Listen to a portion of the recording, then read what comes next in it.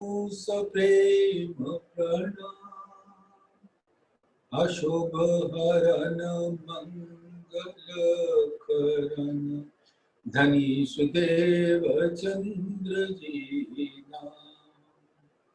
श्री प्राणनाथ निज मूलपति श्री मिराज सुनाम।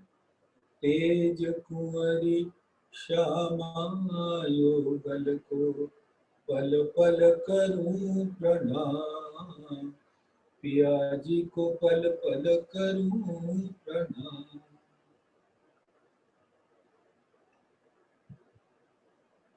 प्रथम लागू दो चरण को धनिये न छुड़ायो खिन। लाख तले लालेड़िया मेरे जीव के ही जीवन। इन पांव तले पड़ी रहूं धनी नजर खुलो बातू। पलना वालों मेरे जीव के ही जीवन। मेरे जीव के जीवन।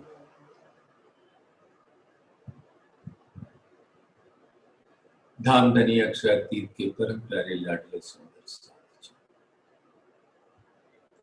परम धाम में विराजमान आपके मूल तनों की कोमल चरणों इस आत्मा के दिल का प्रेम भरा सिजदा कबूल कीजिए।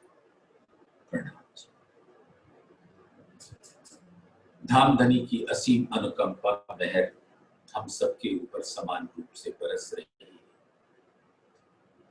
ये दीगर बात है कि हम सबके अंदर माया प्रयास करती हम सबको सताने के लिए। क्यों? क्योंकि हम अपने तारतम्य के द्वारा बताए हुए आदि के कदमों कदम चलकर धामधनी के दिल से अपनी राह बनाकर वहां पहुंचना चाहते हैं। और इसमें ये तारतम्य ज्ञान वाणी हमारी सहायक क्या है? मेरे प्राणपति अक्षरातीत ही तो है ये वाणी। ये उनके दिल से ही प्रकट हुई वाणी है और ये वाणी ही हम सबको इस माया के कष्टों से बचाती है। और धामधनी के जो सबसे बड़े दो मलायक हैं जो उनके हुक्म के अधीन हर घड़ी हर पल कार्य करते हैं, जबराइल और असराफील। धामधनी का जोश और धामधनी द्वारा प्रदत्त जागृत होती है। और इन दोनों को धामधनी ने अपनी रूहों के इर्द गिर्द खड़ा कर रखा है। जबराइल तो हर घड़ी हर पल जहां रूहें रहती हैं वहां प्रदक्षिणा करता रहता है कि माया के कष्ट आते हैं तो दिखा जरूर देगा, लेकिन उनको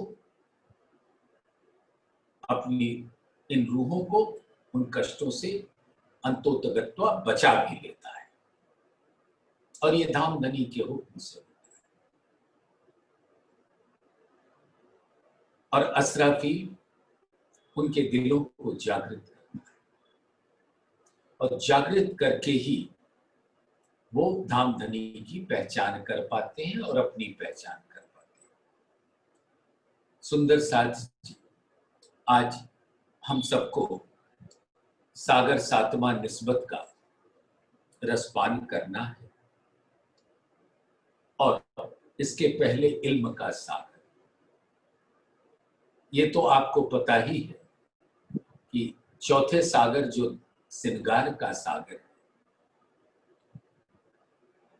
जिसमें राज्य के 3 सिंगार, श्यामा जी के 2 सिंगार और सखियों का 1 सिंगार, सखिया और श्यामा जी में कोई अंतर नहीं।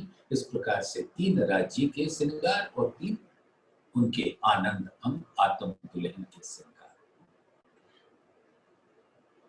तो तीनों वेद मूलतः जुगल स्वरूप का दर्शन होता है। और चौथे सागर के बाद 5वां सागर इश्क का सागर है। और इश्क के सागर का ही स्वरूप परम धाम का हर स्वरूप होता है। और इस बात की जानकारी छठे सागर इल्म के सागर के द्वारा दी जाती है, जिसका रसपान हम लोगों ने पिछले 7-8 दिनों में किया। अब उसके पश्चात निस्बत सागर। तो इल्म सागर की जो आखिरी चौपाई है वहीं से आज प्रारंभ करते हैं, जबकि उसका समापन तो हुआ, लेकिन इल्म के सागर का समापन तो कौन कर सकता है? वो तो अनंत है, अनंत है, आनंद से भरपूर है, ज्ञान से भरपूर है। और हमारे दिलों को रोशन वही इल्म का सागर करता है। तो कभी न सोचें कि इसका समापन तो कल हो गया। समापन कौन कर सकता है? ये तो लहराती हुई वो लहरें हैं जो अपने नूर के साथ रूहों को सुख पहुंचाती है। श्री महामत कहे ए मोमिनो, ए ऐसी कुंजी इलम, ए मेहर देखो महबूब की, तुमको पढ़ाए आप कसम। धामधनी कसम है जो हमारे, यही हमारी निस्बत है उनसे। वो स्वयं हम सबको अपनी पहचान दे रहे हैं। तुमको पढ़ाएं आप कसम। कसम क्या पढ़ा रहे हैं? अपने आप, यानी अपनी पहचान दे रहे हैं। यानी कि धामधनी का जो अद्वैत स्वरूप है और उनसे प्रकट होने वाली लहरें स्वलीला अद्वैत, ये सारा ज्ञान अब आपको इल्म के द्वारा मिलता है। तो आज उसी ज्ञान से अब हम लोग प्रवेश करेंगे निस्बत के सागर में। और हमेशा ये सुंदर साथ ध्यान रखें, कठिनाइयां आएंगी, वो तो उनकी प्रवृत्ति है, माया की प्रवृत्ति ही है कि अपने स्वरूप, जो कठिनाइयों का स्वरूप है, रूहों के सामने खड़ा कर देना। और फिर ये जबराइल और असराफील उस पहाड़ जैसे समस्या को रुई के जैसे धुन कर उड़ा देते हैं।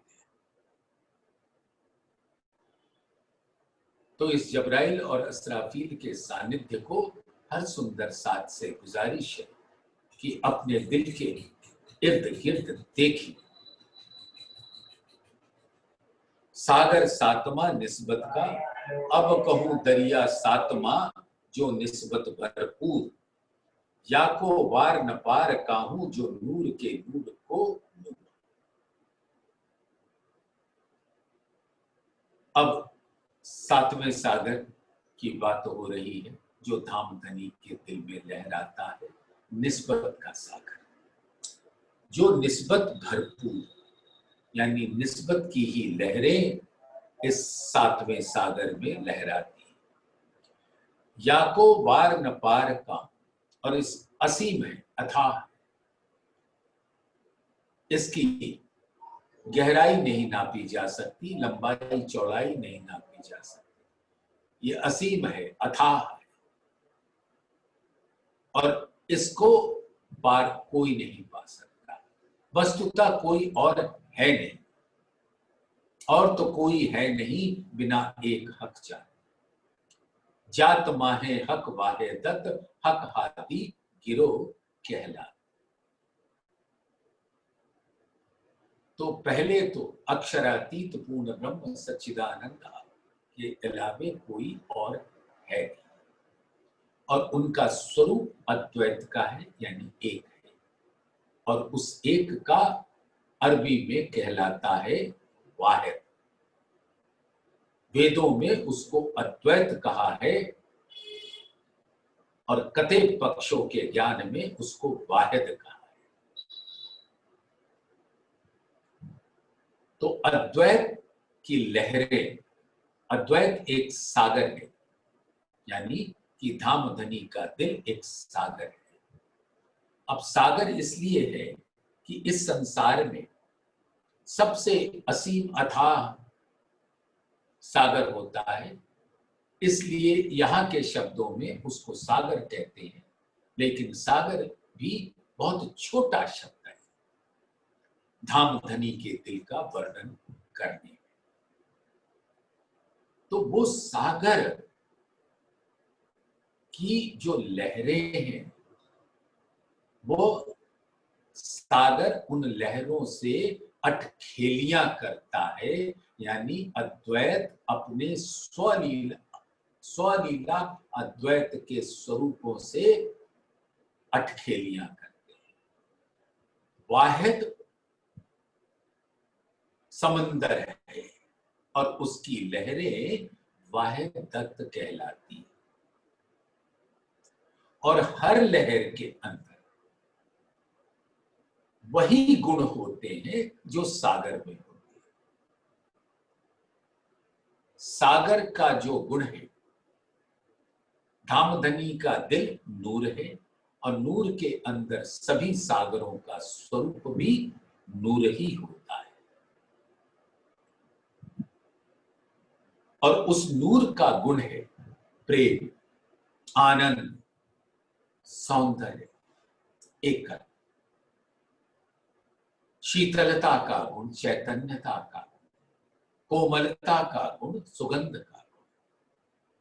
और उसके अंदर एक ही बात रहती है कि वो उसके अंदर इतना उमंग, उत्साह, उल्लास, ऊर्जा, प्रफुल्लता भरी है, यहां के ये शब्द इतने छोटे पड़ जाते हैं उस सागर की दिल की बात बताने के वास्ते। और इतना उमंग, उल्लास, उत्साह होता है कि वो सागर उफान करता रहता है, और वही उफान लहरों के रूप में प्रकट हो जाता है, और फिर सागर आकर उन लहरों से लीला करता है, अटखेलियां करता है, और फिर दिन भर की लीला के बाद वो अपनी इन लहरों को अपने अंदर समा लेता है। यानी कि जो लहरें हैं वो हकीकत का स्वरूप है, लीला का स्वरूप, और लीला कौन करता है? वो सागर करता है। तो उनके लीला के स्वरूप वो लहरें, और फिर ये लीला करने के तत्पश्चात उन लहरों को वो अपने अंदर समा लेता है, तो हकीकत मार्फत में समा जाती है। वो सागर मार्फत कहलाता है, और वो लहरें यानी वाहिद मार्फत है, और वाहिद की लहरें जो वाहिदत है वो हकीकत का स्वरूप है। तो रात्रि के 9 बजे सभी लहरें, जैसे यहां पर भी हर कोई रात्रि में अपने घर लौट आता है, हर पशु पक्षी सब अपने अपने दरबों में पहुंच जाते हैं, तो वो लहरें रूपी ब्रह्म सृष्टियां कहां जाएंगी? धामधनी के दिल में, और वो दिल का स्वरूप है परम धाम में रंग परवानी। तो ये सभी लहरें सुबह 6 बजे प्रकट होती हैं, और रात्रि को 9 बजे आकर वाहिद स्वरूप में समा जाती है। तो इन लहरों की का एक संबंध है उस सागर के साथ। और इस लीला का जो संबंध है, लहरों का संबंध सागर के साथ, वाह्यगत का संबंध वाहिद के साथ, स्वलीला अद्वैत का संबंध अद्वैत के साथ, बात एक ही है। सिर्फ शब्द और भाषा अलग अलग। और वाहिद के अंदर एक अद्भुत गुण है इश्क, और वो जब लहरों के साथ लीला रूप में प्रकट होता है, वो इश्क यानी इश्क जो मार्फत का स्वरूप है, प्रकट होकर हकीकत का स्वरूप होता है।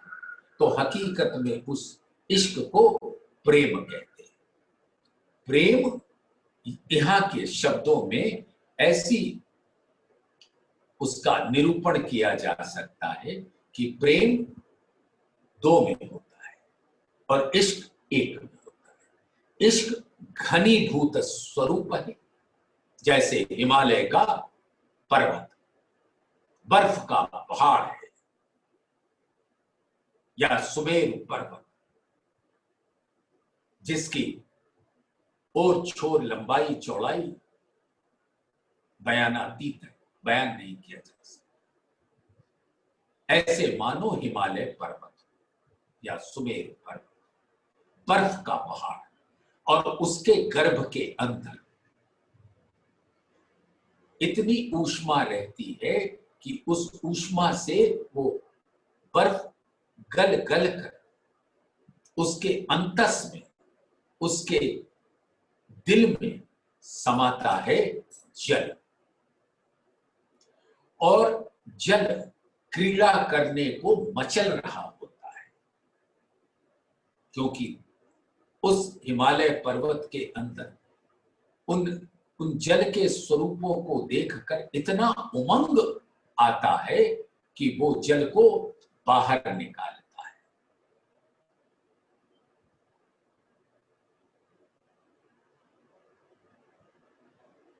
तो जब बाहर निकालता है तो वो हकीकत का स्वरूप हो जाता है। तो घनीभूत स्वरूप इश्क है और द्रवीभूत स्वरूप प्रेम है। वैसे इश्क और प्रेम समानार्थक शब्द है, क्योंकि अद्वैत और स्वलीला अद्वैत भी समानार्थक शब्द है। सागर और सागर की लहरें भी समानार्थक शब्द होते हैं, लेकिन प्रेम जैसे होता है, मैं तुमसे प्रेम करता हूं या तुम मुझको प्रेम करते हो, तो मैं हूं और तुम, सागर है और सागर की लहर है। तो वहां प्रेम शब्द का औचित्य होता है, लेकिन क्योंकि इश्क ही सागर का स्वरूप है, तो इश्क तो हर लहर के अंदर लहराता है। और जब सागर अपनी इन लहरों के साथ अटखेलियां करता है, तो वो प्रेम की लीला कहलाता है।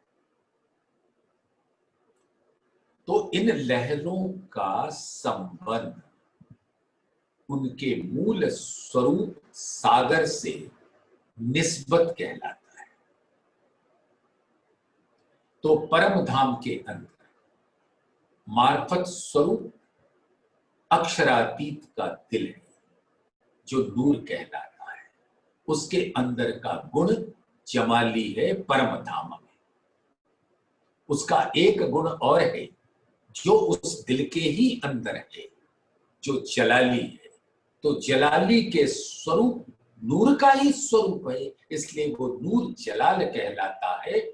और लेकिन उस परम धाम के अंदर सिर्फ इश्क की लीला होती है, इसलिए जलाली की लीला वहां नहीं होती। जलाली की लीला होती है मैजेस्टी की, सत्ता की, जहां ट्रांसेंडेंस और रेट्रिब्यूशन होता है, उत्कर्ष और पारितोषिक और दंड की का विधान होता है। लेकिन परम धाम में तो सिर्फ प्रेम और इश्क का विधान तो ये वाहिद की लहरें जो वाहिदत का स्वरूप है, उनकी जो निस्बत है वाहिद से,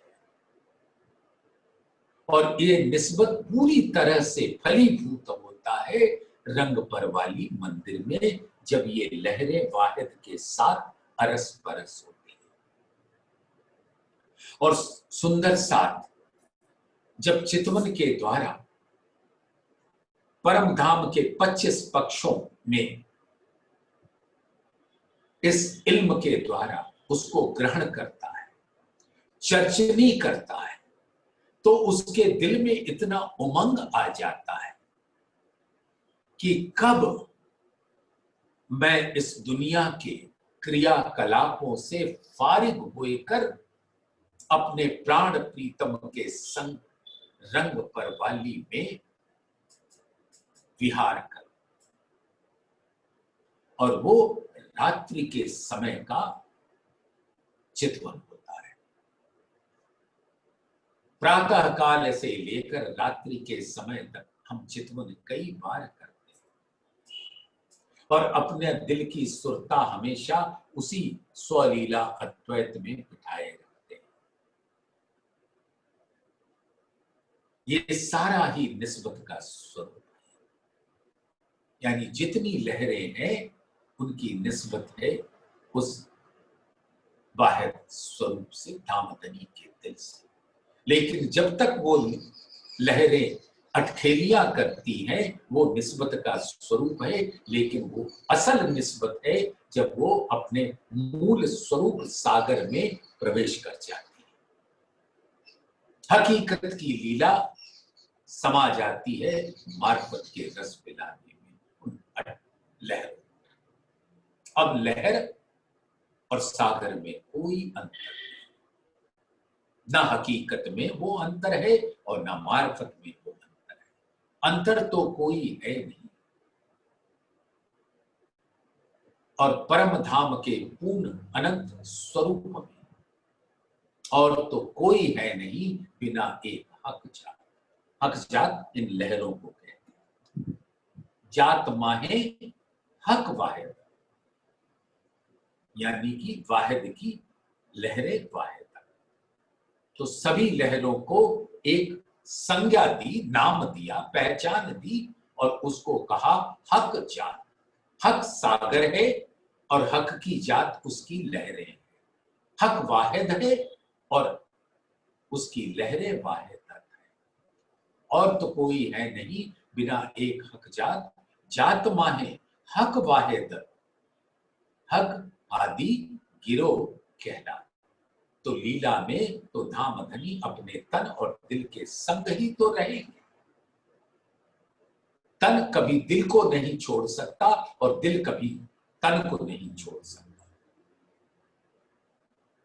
वस्तुतः तन के अंदर दिल होता है और दिल मूलतः मार्फत का स्वरूप है, क्योंकि हर लीला का रस का पान दिल करता है, यानी हकीकत की लीला का रसपान धामधनी का दिल करता है, जिसका नाम है श्यामा जी।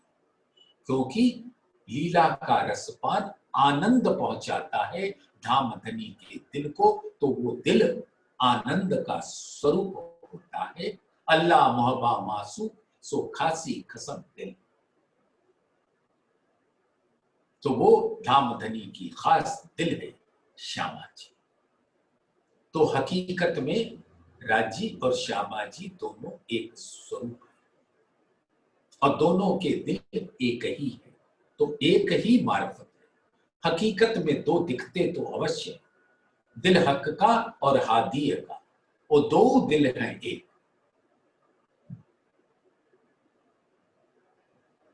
एक है मता दो दिल में, यानी नूर के सभी गुण दोनों के अंदर समान रूप से। एक है मता दो दिल में, अर्स रूहे जाने हे विवेक। अब लहरों को तो सागर का पता नहीं, लेकिन जब लहरें समा जाती हैं तो वो आनंद को अवश्य धारण करती हैं। तो ये ब्रह्मांड में आना हुआ लहरों के उन स्वरूप को, क्योंकि उनको बताना था कि तुम लहर हो और अक्षरातीत सागर हैं और तुम्हारी असल निस्बत उस सागर से। तुम सबों के बीच में निस्बत है, हर लहर एक दूसरे से निस्बत के रस से जुड़ी, क्योंकि सबके अंदर एक ही गुण है, एक ही रस है, प्रेम का, एकत्व। तो लहरों के बीच में जो संबंध है वो निस्बत है, और लहरों का जो मूल संबंध है सागर से वो असल निस्बत। तो अब कहूं दरिया सातवां जो निस्बत भरपूर, यानी सागर और लहरों का जो लीला है वो निस्बत का स्वरूप है। या को वार न पार का, और उसका और छोर नहीं, वो असीम है, अथाह है। परम धाम का अनंत स्वरूप, धाम धनी के दिल का बाह्य तत्व स्वरूप,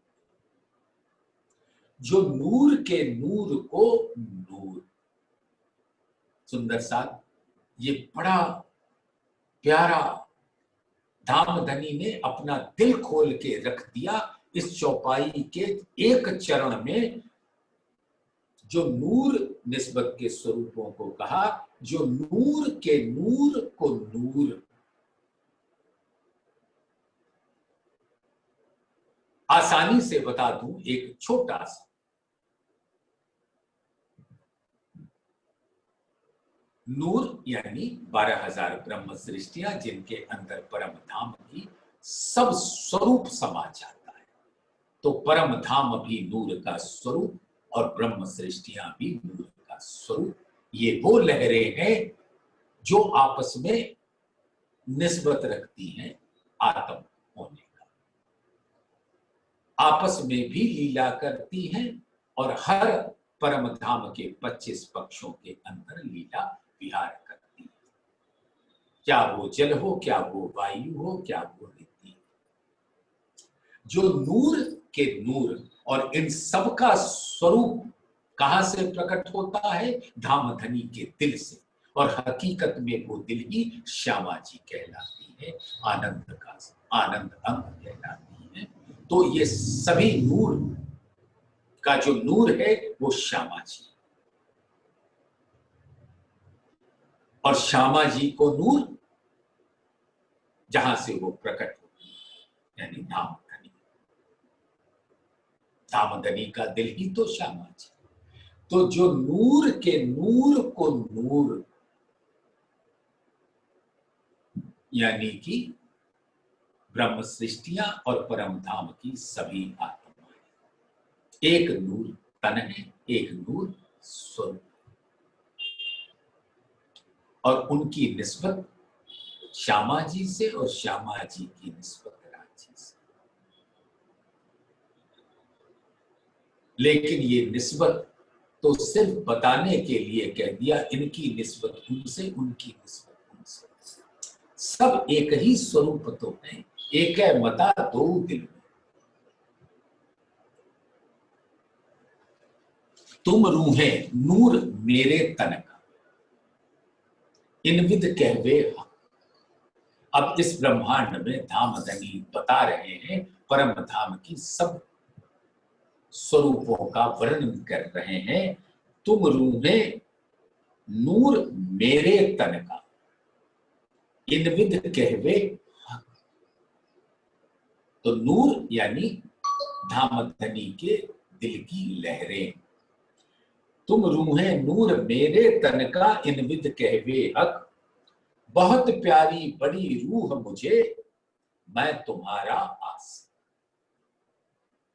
तो जितने प्यारे तुम हो उतनी ही प्यारी मेरा दिल है, क्योंकि तुम भी मेरे दिल के ही तो अंग हैं। पर दिल के जो अंग हैं, धनी अर्श तुम्हारा सो, और वो चेतन है तुम्हें देखे कहे बातें सुने, ले वे तुम्हारी वाणी की खुशबू।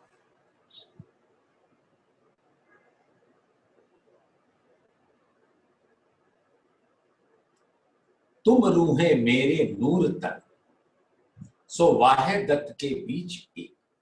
अब ये जितनी लहरें वो सब सागर का ही तो तन रखती। जैसा सागर का रंग है वही रंग लहरों का होगा। जो गुण सागर में होगा वही गुण रूहों में होगा।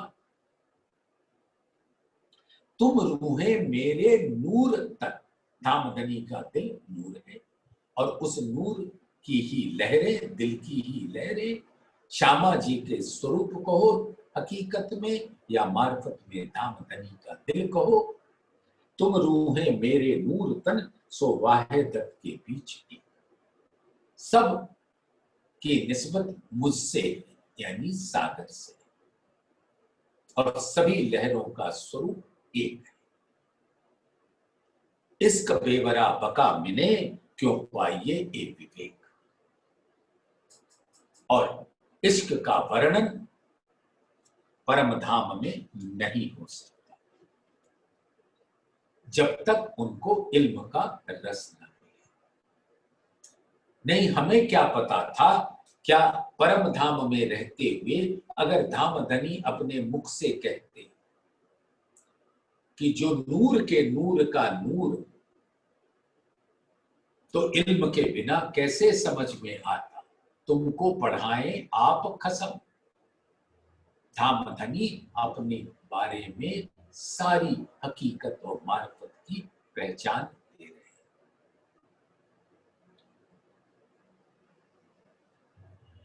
बेसुमार ल्याए सुमार में, ये जो करत हो मजकूर।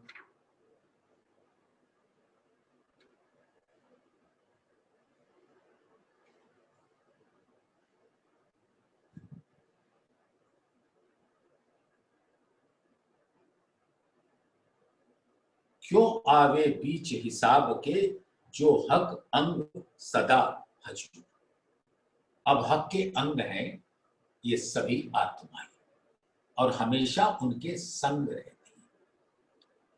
सागर की लहरें होती तो हैं, लेकिन आप एक क्षण के लिए कभी विचार करें, क्या वो लहरें सागर से कभी भी जुदा हो सकती हैं?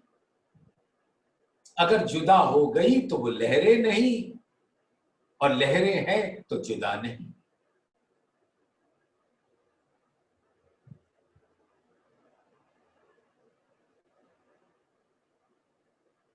तो धामधनी ना अपने दिल से जुदा है, ना दिल के अंगों से जुदा है। बड़ी रूह भी कहती, दिल जब हकीकत के रूप में कहता है तो क्या कहता है। बड़ी रूह कहे प्यारे मुझे मेरा साहिब गुजर, यानी साहिब धामधनी अक्षराती। और श्यामा जी कहते हैं वो मेरे साहिब है सबसे बड़े, और प्यारी रूहें मेरे तन है, ये जानो तुम बेसा। और ये रूहें मेरे तन है, तो दिल से प्रकट होते हैं ना ये लहरें, इसलिए श्यामा जी कहते हैं कि ये सारी रूहें मेरे तन है। लेकिन इसमें जो एक खलिश है कि तन किसका है, दिल किसका है, तो दिल भी तो अक्षरातीत का है।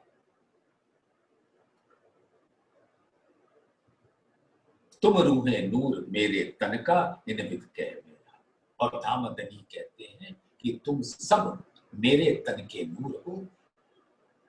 बहुत प्यारी बड़ी रूह मुझे, मेरा दिल भी मुझे प्यारा है और मैं तुम्हारा आशिक। तो धामधनी फरमाते हैं कि उनके दिल में और रूहों के बीच में कोई अंतर नहीं। मैं जैसे अपने दिल पर अपना प्यार लुटाता हूं, वैसे ही तुम पर लुटाता हूं। सब मेरे दिल में है और मैं अपने गुणों से इन लहरों में हमेशा विद्यमान रहता हूं। जो सहरग से नजीक की बात कही जाती है, परम धाम के हर स्वरूप में धामधनी अपने नूर से, अपने दिल से विराजते हैं। अरस परस हो, लेकिन परम धाम में मैं हक अर्स में जुदे जान। और यहां पर उन्हीं का प्रतिबिंब आया है। तो क्या कहते हैं, यहां कहते हैं हक सहरग से नजीक, यानी प्राण नली से नजीक, यानी मेरे अस्तित्व का कारण है हक। और परम धाम में तो अरस परस। तो जो बेसुमार ले आए सुमार में, ये जो करत हो मजबूर, ये जो बातें परम धाम में लहरों और सागर के बीच में कदीमी से होती रहती थी, अब उसको इस ब्रह्मांड में जाहिर कर रहे हैं उन रूहों के सामने जो परम धाम में उन चरणों में हमेशा बैठी रहती है। ऐसी महामती जी फरमा रही है, खूबी क्यों कहूं निस्बत की, वास्ते निस्बत खुली हकीकत। अब निस्बत के गुण का क्या बयान करूं, इसी निस्बत के कारण, इन्हीं लहरों के कारण, इन्हीं आत्माओं के कारण, इन्हीं नूर अंग के कारण, यही इन्हीं दिल के अंग के कारण उनके हकीकत स्वरूप का बयान किया। सुंदर साथ पहले भी ये वर्णन हुआ है, नदी ताल बाग जानवर, जो अर्स की हकीकत, रू अल्लाह दई साहेदी हक हादी खास उम्र। इल्म से ये सारी साक्षी देकर रूहों के दिल में भर दिया, यानी परम धाम के सब स्वरूप, नदी ताल बाग जानवर, ये चार लफ्ज कहने से प्रकट होता है परम धाम का वो अनंत स्वरूप। अब अनंत स्वरूप को शब्दों में कैसे कहें, तो नदी ताल बाग जानवर कह दिया, जो अर्स की हकीकत, यानी धाम धनी के दिल जो है सागर, उसकी लहरें हैं, बाह्य तत्व का स्वरूप, जो कछु चीज अर्स में सो सब बाह्य तत्व में, जरा एक बिना बाह्य तत्व सो तो कछुए ना।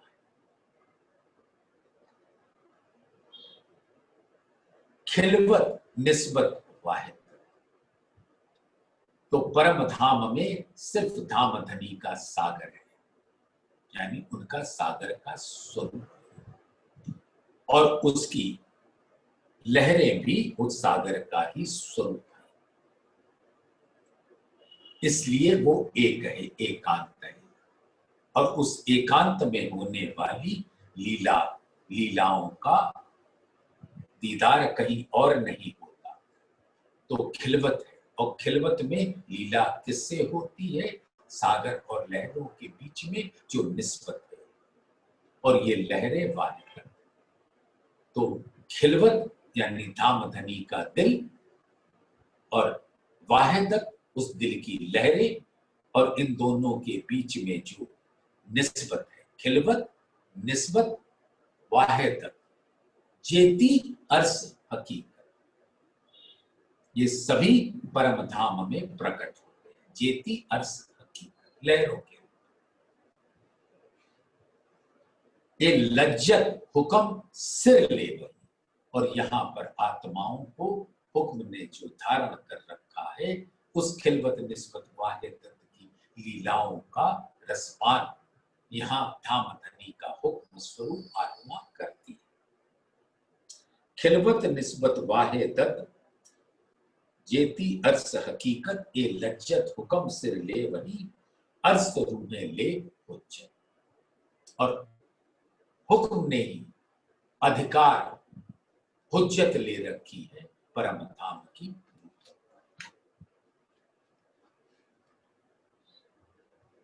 तो उन्हीं आत्माओं के कारण हकीकत का वर्णन हुआ, तो पाई हक मार्फत। अब इल्म से मार्फत और हकीकत दोनों जाहिर हो गए, यानी वाहिदत और वाहिदत का स्वरूप, वाहिदत लहरें और वाहिद सागर। और ये सागर रहता है दामदनी के दिल में, जो दिल नूर का स्वरूप है और अपनी प्राण प्रिय श्यामा जी का स्वरूप। तो खूबी क्यों कहूं निस्बत की, वास्ते निस्बत खुली हकीकत। ये निस्बत के कारण हकीकत का ज्ञान दे दिया, मार्फत का ज्ञान दे दिया, हकीकत और मार्फत को खोल दिया अपने इल्म से, जो थी हक निस्बत। और इस निस्बत के कारण हकीकत और मार्फत के भेद, ना इन निस्बत का यहां आना होता, ना धाम धनी का पूर्ण स्वरूप हकीकत और मार्फत की पहचान होती। और अगर उसकी पहचान ना होती तो इश्क की पहचान तो कदापि संभव नहीं। ये संसार का अहोभाग्य है कि रूहों का यहां आना हुआ। और रूहें आई क्यों? क्योंकि धाम धनी को हकीकत और मार्फत का भेद अपनी उन रूहों को बताना था, उन लहरों को बताना था कि तुम में और मुझ में कोई अंतर नहीं, मेरे अंदर जो कुछ है वो सब तुम्हारा ही तो है, तुम उसी मेरे दिल के ही तो अंग हो, मेरे दिल के ही तो स्वरूप। सागर तो बड़े शान से कह सकता है ना, पर दिल के जो अंग है धनी अर्ज तुम्हारा स्वरूप।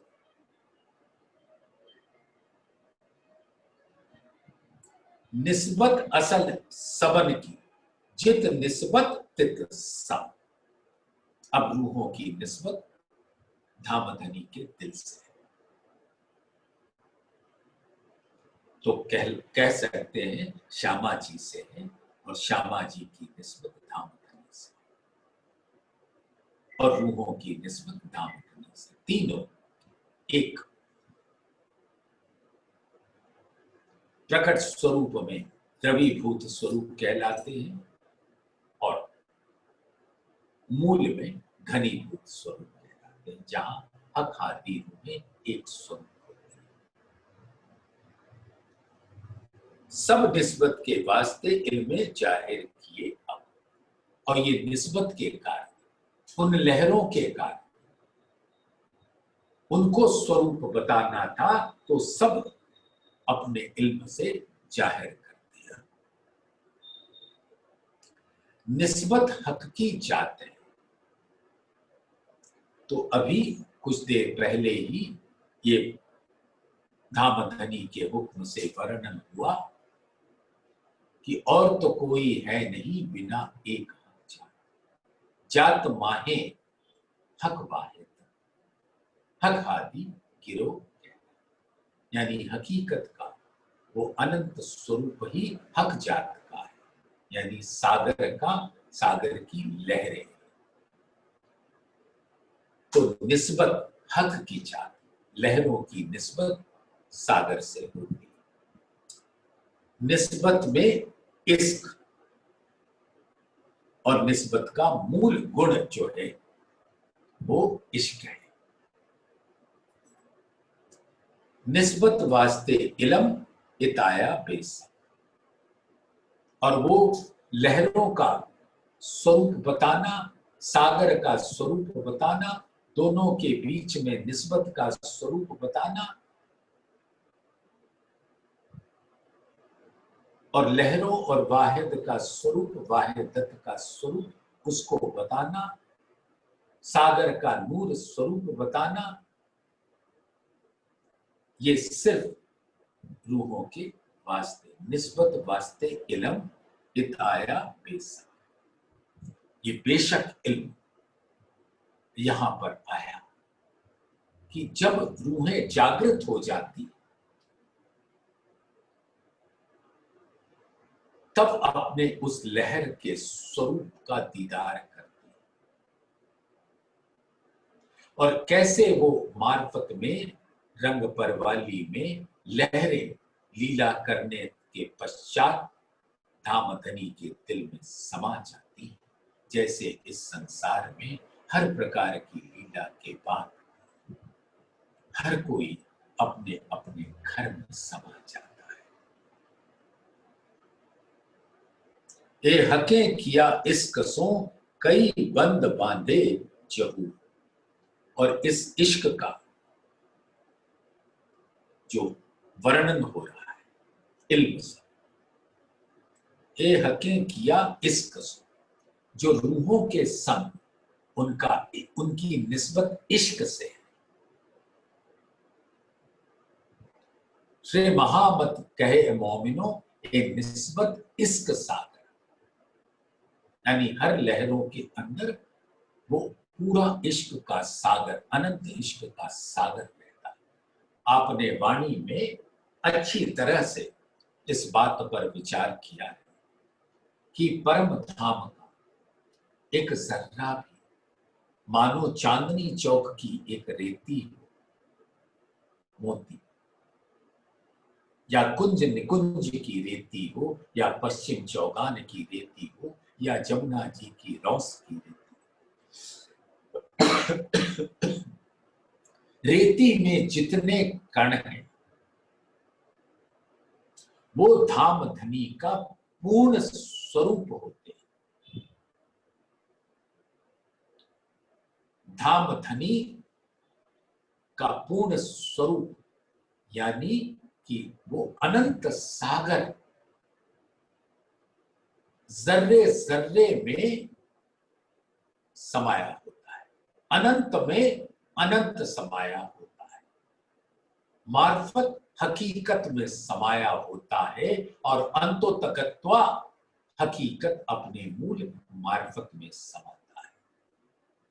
लीला में मार्फत हकीकत में आ जाता है और इश्क की चरमोत्कर्ष वाली लीला में हकीकत मार्फत में समा जाता है। रंग परवाली ये हके किया इश्क सो, ये सारी बातें धाम धनी का जो रूहों के संग इश्क है, इश्क का संबंध है, इश्क की निस्बत है। कई बंद बांधे जहू, इस प्रकार से उन्होंने हिकमत की कि इस संसार में वो लहरें धामधनी के दिल से जुड़ी रहे। जैसे आपने कभी यहां इस संसार में सुना होगा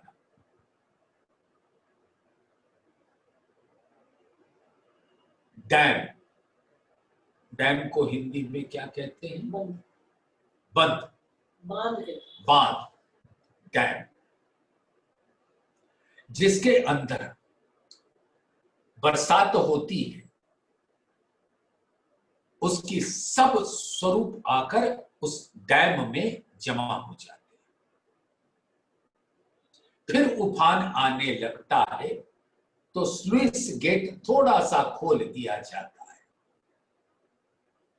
और फिर वो लहरों के रूप में बाहर होता है लीला। मैं दोनों को मिला रहा हूं, सुंदर साथ, आप बहुत ज्ञानी हो, प्रबुद्ध हो, समझ जाओ। लेकिन कभी कभी क्या स्थिति बनती है कि वो जो बांध में इतना जल आ जाता है, बादल बरस बरस के इतना जल आ जाता है कि बादल मानो फट पड़ता है और उसके अंदर का सब जल उस बांध में आ जाता है और बांध बाढ़ के रूप में चारों तरफ फैल जाता है। इस संसार में वो विनाशकारी हो जाता है। तो धामधनी रूहों को ऐसा बंध में बांधते हैं कि वो बाढ़ का स्वरूप ना होने पाए, उनका एक आकार बना देते हैं कि वो सब उसके अंदर रहे। यानी कि प्राणनाथ के आवेश स्वरूप से उनके चरणों से ना इधर जाए ना उधर जाए, वो उन चरणों में बनी रहे। ऐसा बंद बांधा, ये करिश्मा है धामधनी का। नहीं तो हमको फिसलने में तो कोई समय ही नहीं लगता। हम रूहें जो इन मानव तन के अंदर आकर बैठी हैं, इसके अंदर जीव होता है, और जीव तो जिस राह पर चलता है वो ऐसा फिसलन की राह है। वाणी में आता है ना कलश हिंदुस्तानी में कि जैसे पपील का पांव, चींटी का पांव भी उस फिसलन वाली घाटी पर टिक नहीं पाता, तो जीव का तो ये प्रवृत्ति होती है फिसलने की। माया के गुणों से ऐसे प्रभावित होते हैं कि इस तन की इंद्रियाएं उसके विषय भोग में लिप्त हो जाती।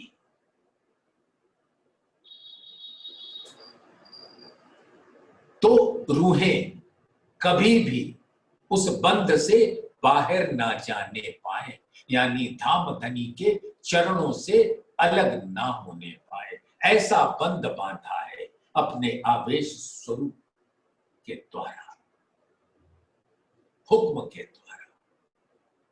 हुक्म उनको जाने नहीं देगा, और हुक्म के वो दो फरिश्ते मलाइक सेवक जबराइल और असराफी हमें बहकने नहीं देगा।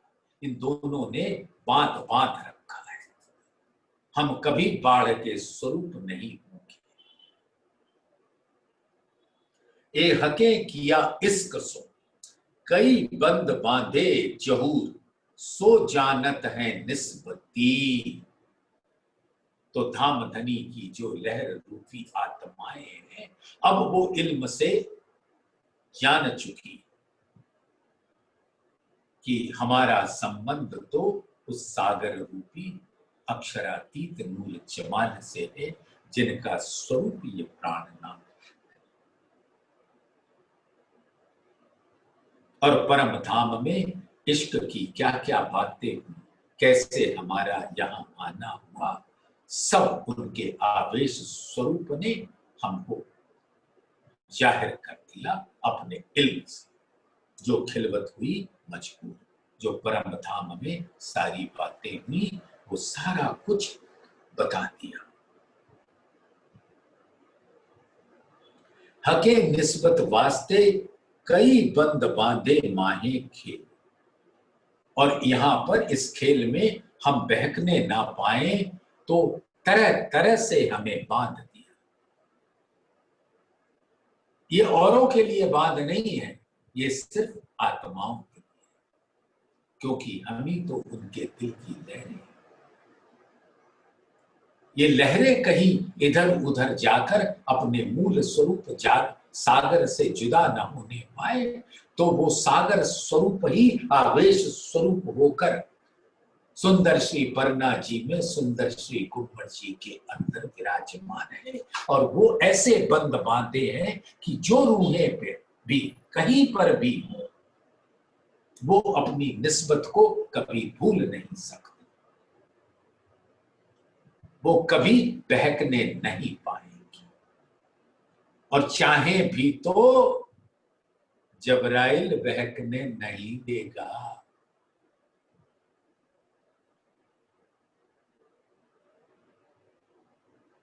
हके निस्बत वास्ते कई बंद बांधे माहे खेल।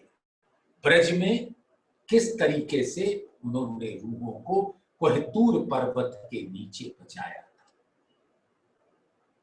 ये साक्षी दे रहे हैं कि अगर कोई बाहरी शक्ति तुमको सताने आए, तो मैं हूं ना। तो जबराइल उनके जोश की शक्ति, एक उंगली भी पर्वत को ऐसे ले लिया कि इंद्र के प्रकोप जब पूरी तरह से बरसने लगा, मानो ब्रज को प्रलय की स्थिति में ला दिया। लेकिन सब गोपियां बड़े सुरक्षित, कोहिनूर पर्वत जो धामधनी का मानो स्वरूप हो, अपने स्वरूप में, सागर के स्वरूप में लहरों को खींच लिया। ऐसा बंद बांधा, उनको बिखरने से रोक लिया। सब सुख देने निस्बत को तीन बेर आए माहे लैल, और रास में ले गए और वहां भी अंतर ध्यान के बाद हमें बिखरने नहीं दिया और प्रकट हो गए। और जागनी के ब्रह्मांड में पहले ही श्यामा जी को दर्शन दिया अपने हुक्म और जोश के साथ।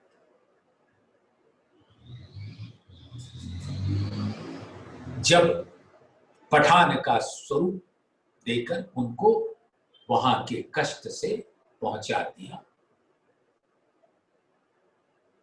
दर्शन दिया धामधनी ने खुद। उनके में भी क्योंकि श्यामा जी थी तो आवेश स्वरूप ने उनको दीदार दिया और जोश की शक्ति से उनको वहां से पार करके उनके नियति स्थान पर पहुंचा दिया। ये सारी बातें आप सब जानते हैं। हाँ, उसको बार बार सुन के अच्छा तो लगता है। तो तीन बेर आए माहे लैल, और अब भी प्राणनाथ के स्वरूप में हम सब रूपों को छठे दिन की लीला में बचा कर रखा है। असराफील जबराइल भेज दिए आमर, निगहबानी कीजिए मेरे खासे पर।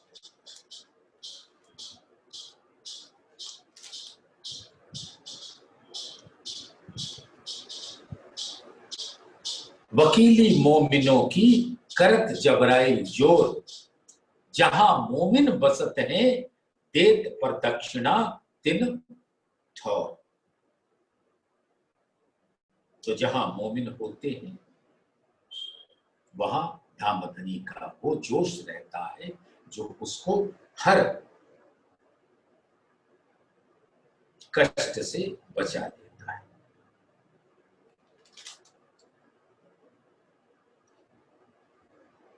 दिया हुक्म अपना इन मोमिनों के साथ, रहे जबराइल वकील जाके हके पकड़े हाथ। ऐसा बंद बांध रखा है कि सब रूहों के हाथ को पकड़ रखा है। और जबराइल को तो हुक्म है काम करने का, रूहों को सुरक्षित रखने का, और सुरक्षित रख के असराफील उन सुरक्षित रखता है, उनके दिल को पाक साफ रखता है, रोशन रखता है। और असराफील उसके अंदर धामधनी के दिल का वो अनंत ज्ञान फूंक देता है, जिससे वो आत्माएं जागृत होकर जागृत बुद्धि दे इन्हों को, जिनसे देखी लहरें पका, शराब तहुला उतरी इन्हों पर पिलाया आदि। तो सुंदर सा ये छठी चौपाई है, सातवीं चौपाई है निस्बत के सागर की। इसको दोहरा ले एक बार।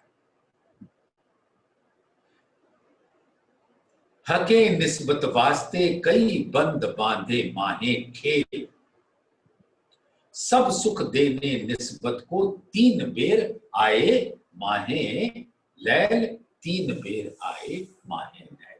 इसका खुलासा कल संध्या बेला में धामधनी की कृपा से